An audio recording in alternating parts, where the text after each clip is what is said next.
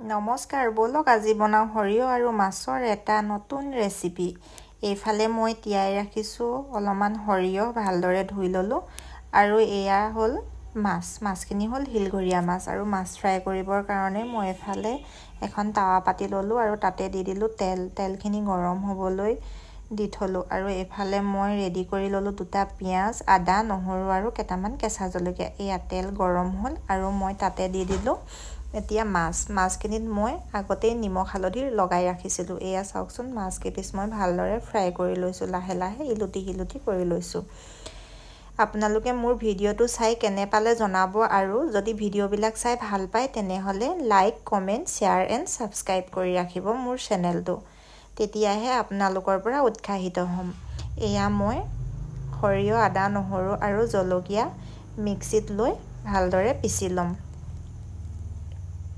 অকণমান পানী দি ল'লোঁ আৰু এতিয়া এইখিনি মিক্সিত পিচি ল'ম। এয়া পিচি হৈ গ'ল। আৰু এইফালে চাওকচোন, মাছখিনিও হৈছে। আৰু এই মাছটো বহুত তেজাল হয়, খাবলৈও বহুত টেষ্টি হয়। আপোনালোকে মাছটো খাই পাইছেনে বাৰু জনাবচোন। মাছখিনি হৈ গ'ল আৰু মই এতিয়া ইয়াক কেৰাহীৰ পৰা নমাই ল'ম। এফালে এটা কেৰাহী পাতি ল'লোঁ। এয়া মাছ চাওক, আৰু কেৰাহীটো গৰম হ'বলৈ দি তাতে ঢালি দিলোঁ মই এতিয়া তেলখিনি ভালদৰে গৰম হোৱাৰ পিছত এতিয়া মই ইয়াত দিম কাটি থোৱা পিঁয়াজখিনি ভালদৰে ভাজি ল'ম আৰু ইয়াৰ কালাৰটো একদম ব্ৰাউন হ'বলৈ দিম। এয়া পিঁয়াজখিনি দি মই ভালদৰে লৰাই আছোঁ।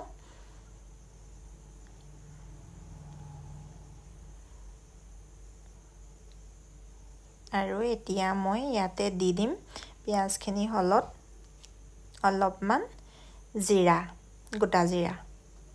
এয়া চাওক, মই অলপমান গোটা জিৰা দিলোঁ আৰু দিম অলপমান গোটা কালজিৰা। এয়া দুইবিধ দি মই ভালদৰে আকৌ লৰাই থাকিলোঁ। পিঁয়াজখিনি ভালদৰে গলি যাবৰ কাৰণে ব্ৰাউন কালাৰ হোৱালৈকে ভাজাটো অতি জৰুৰী। এয়া পেষ্ট বনাই থোৱা সৰিয়হ আৰু আদা, নহৰুখিনি মই এতিয়া দি দিলোঁ।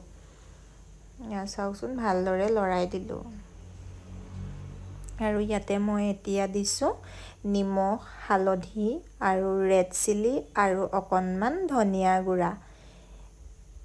ভালদৰে লৰাই ইয়াক ভালদৰে মই সিজিবলৈ দিম। এয়া চাওকচোন, ধুনীয়াকৈ ইয়াৰ যেতিয়া কালাৰটো আহিব তেতিয়াহে মই ইয়াত অলপমান পানী দিম। কালাৰ নহালৈকে গেছটো ল' ফ্লেম কৰি মই ৰাখি থৈ দিছোঁ। আৰু এয়া চাওকচোন, ধুনীয়া এটা কালাৰ আহিছে, দেখিয়ে ভাল লাগিছে নহয়নে বাৰু।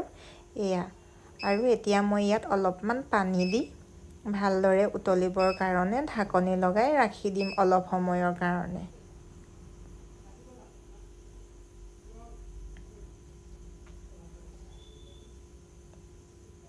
আকৌ একবাৰ ভালদৰে মই লৰাই দিলোঁ। এয়া চাওকচোন, ইমান ধুনীয়াকৈ উতল আহিলে। আৰু এতিয়া মই ইয়াত দি দিম ফ্ৰাই কৰি থোৱা মাছকেইপিচ। এয়া মই এপিচ কৰি ফ্ৰাই কৰা মাছকেইপিচ দি দিলোঁ। সৰিয়হ আৰু মাছৰ এই আঞ্জাকণ কাৰ কাৰ প্ৰিয় বাৰু? মোৰ হ'লে বহুত ভাল লাগে। যদি চিতল মাছ হ'ল হয় আৰু বেছি ভাল লাগিলেহেঁতেন, নহয় জানো। তথাপিও মই যি মাছ পাইছোঁ সেই মাছেৰে বনাবলৈ মই চেষ্টা কৰিলোঁ। এয়া চাওকচোন, এতিয়া মই আকৌ ঢাকনি লগাই ৰাখি দিম ভালদৰে সিজিবৰ কাৰণে। এয়া সিজিছে আৰু চাওক, চব্জিখিনি বহুত ধুনীয়া কালাৰ আহিছে, নহয় জানো। আৰু মই আকৌ একবাৰ ভালদৰে লৰাই দিলোঁ যাতে তলত লাগি নধৰে। গেছটো একদম ল' ফ্লেমতে ৰাখি থৈ দিছোঁ। আৰু এতিয়া ইয়াতে মই অলপমান ধনিয়া দি দিলোঁ। আৰু আমাৰ মাছ আৰু সৰিয়হৰ আঞ্জাকণ ৰেডি হৈ গ'ল। এয়া চাওকচোন, ইমান ধুনীয়া হৈছে। আপোনালোকে যদি বনাই খোৱা নাই আগতে, একবাৰ বনাই খাই চাব। হৈ গ'ল আমাৰ এয়া ৰেডি।